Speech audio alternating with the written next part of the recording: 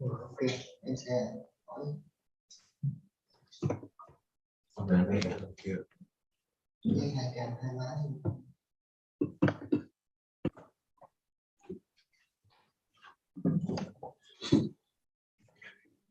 Great, great.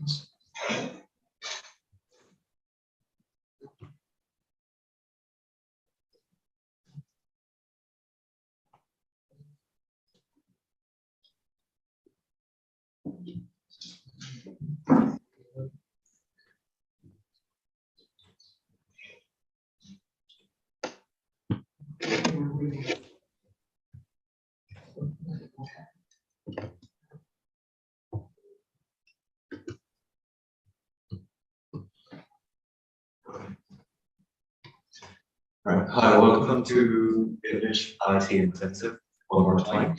And today we're going to have a look into the computer system, which is our session 1, and we're going to have 3 sessions in total with this part specifically. And in today's live stream, we're going to talk about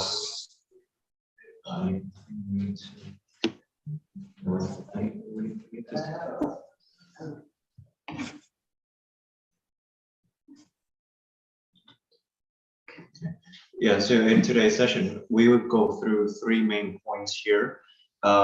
Firstly, will be about hardware, and then we're going to talk about software also. And lastly, it is the specific part or a particular part in IT, which is writing an IT report. In the third part, I will show you some tips as well as an sample for you to have a look over it, and you can make use of it when writing your reports. So hardware, probably you may have already know what hardware is. And again, we're going to give you the definition right here. So computer hardware refers to a physical part of a computer and related devices. There are actually 2 varieties of hardware, including internal hardware and external hardware. So you can actually imagine what is internal and external. So internal is going to be something like in the system, and external would be something connected to the main system, which I'm going to show you here. Here are some vocabulary about the internal hardware. So when talking about internal hardware, you may hear something like CPU, RAM, and HDMI and all the stuff like that. All the stuff like that, we're going to call them internal hardware. And in this part, I'm gonna explain to you what do these terms means and what are their usages upon taking part in a computer. So firstly, internal hardware, we're gonna have a first look at motherboard.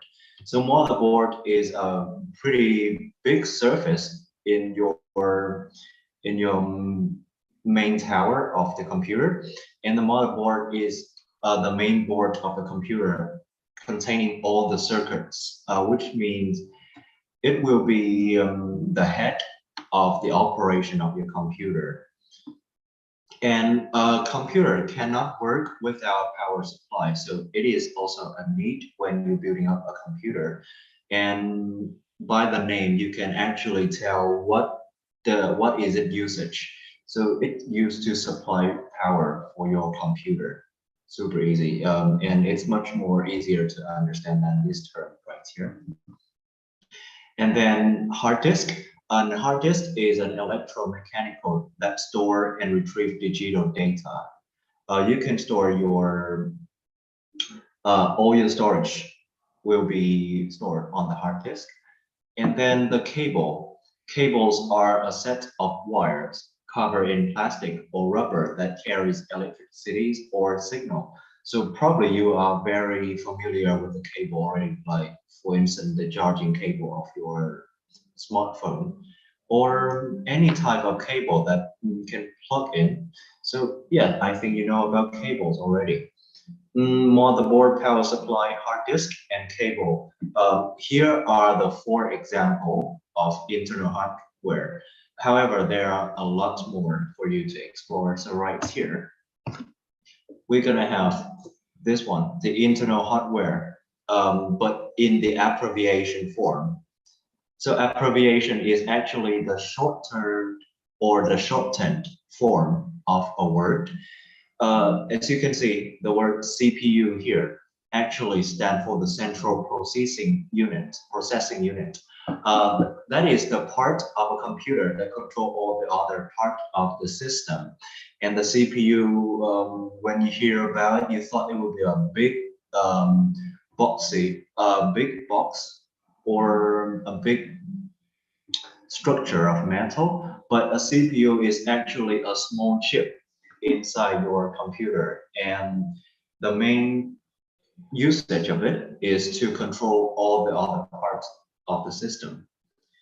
And HDMI is the high definition, is the abbreviation for the high definition multimedia interface.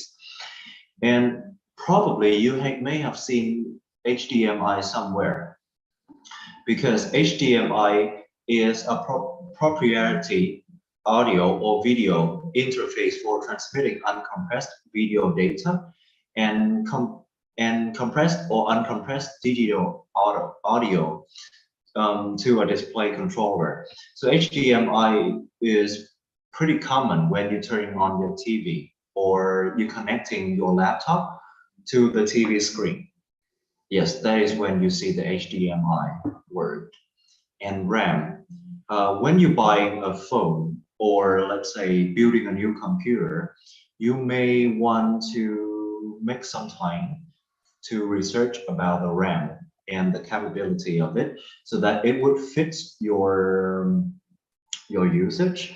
And RAM here is stand for random access memory. You may think that the bigger the RAM, the faster your computer is. That is actually true. To be honest, the bigger the RAM or the stronger the RAM, the smoother your computer perform.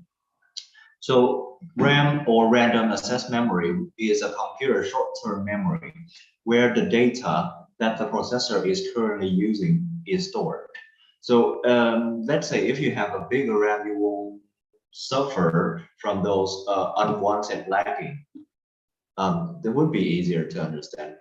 And VGA lastly would be the video graphic array. Video graphic array is attached to your graphic card, and it's also decide the performance of your computer. Great. So there are 4 abbreviation form of the internal hardware and 4 main thing you need in your computer. So yeah, these are some vocabulary for the hardware. And when you complete building your computer or your laptop in this case, we're gonna need some software to keep it running. And software can be defined differently, but in general, you can understand it is a program that used by a computer for doing particular jobs. We have another definition right here. Is software is a set of computer program and associated documentation and data. And probably you may hear of software also. You may have heard of software also. So here, you may have seen these type of software on your computer or on somebody else's computer. I don't know. But browser, let's say, would be one of the vital software you need upon buying or building a new one. So browser helps you to access to the internet, and some popular browser we're gonna mention here would be about Chrome, Opera, Coco for Vietnamese people, or Firefox, Safari. This is the default browser for the Mac OS system, and Internet Explorer for Windows. And when you are stacking up all the trash in your laptop or your computer, what you need here would be a software to clean them up. And we come to the second part here would be the cleaner. So some cleaner software you may have seen would be CCleaner for Windows and Clean My Mac for Mac OS. So don't forget to clean your laptop, clean your computer regularly so that it would have the best performance. And for productivity, it is actually depends on your goals or your usage. But here in IT term, I think people mostly use about Adobe products.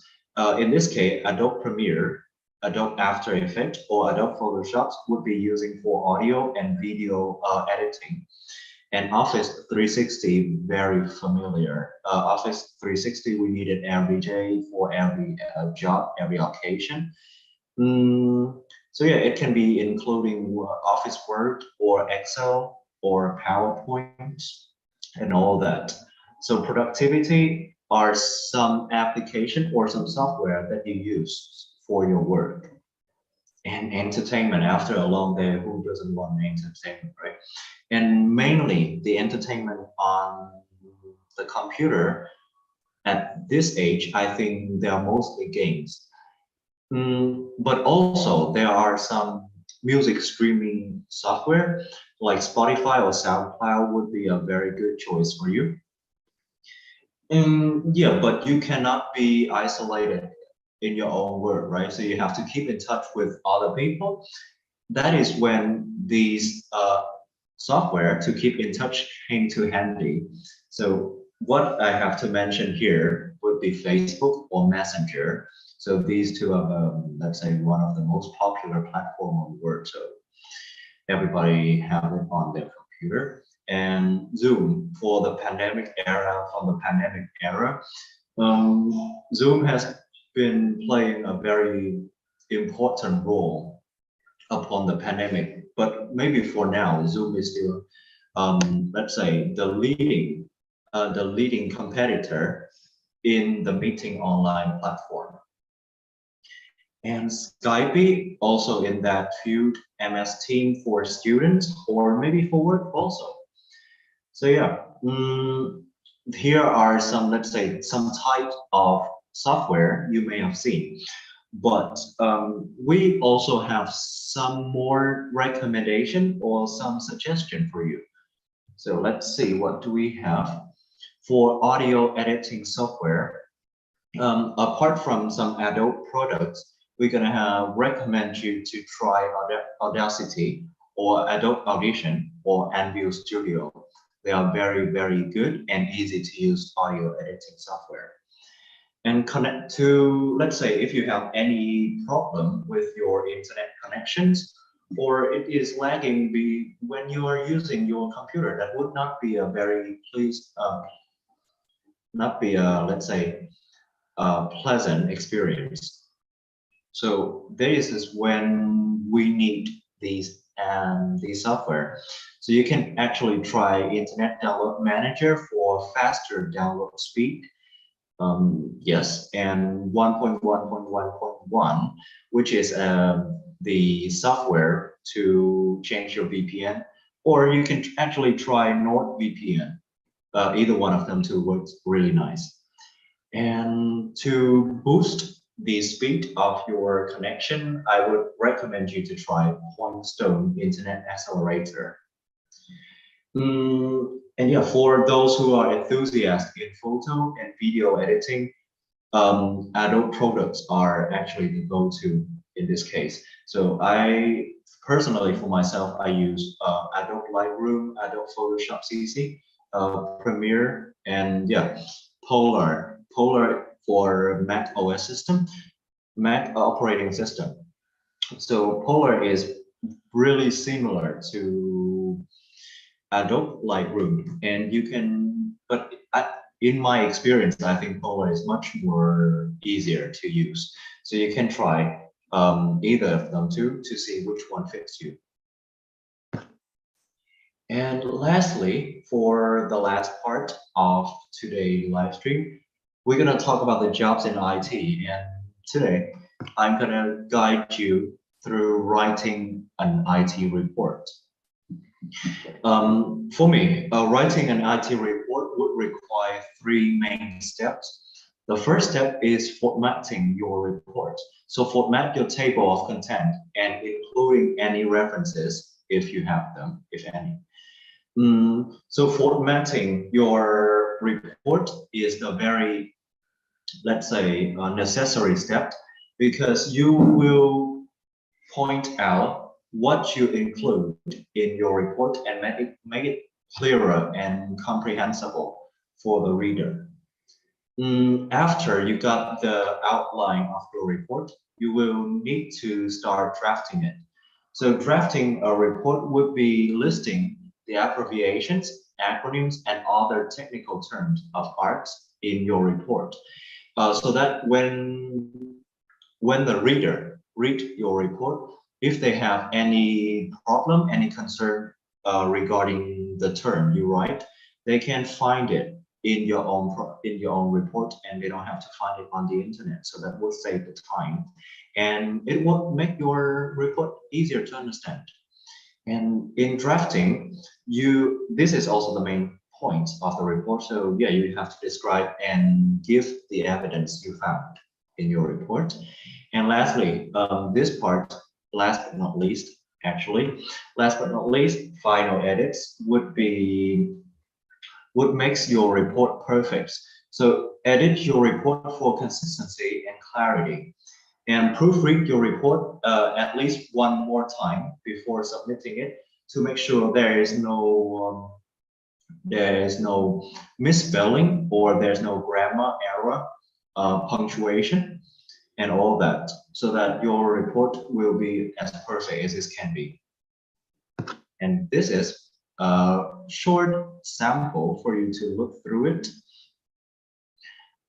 So as you can see, this report is about the information technology report, executive summary and recommendation. Yeah, so if you follow the first 3 steps I mentioned, you can actually easily write this report. I mean, like, if you have the outline, you know what you need to write, and then you just put the evidence and the proof you found or you want to prove in it, and start scanning through it one more time to see if to make sure there is no mistake or there's no misspelling and punctuation error. And that is it. You will have a perfect daily IT report. Okay, so yeah, today's live stream would be pretty short, but I think hopefully the content we give you today would be enough for you to get ready to get into the IT industry. So thank you for watching, and please follow for more content.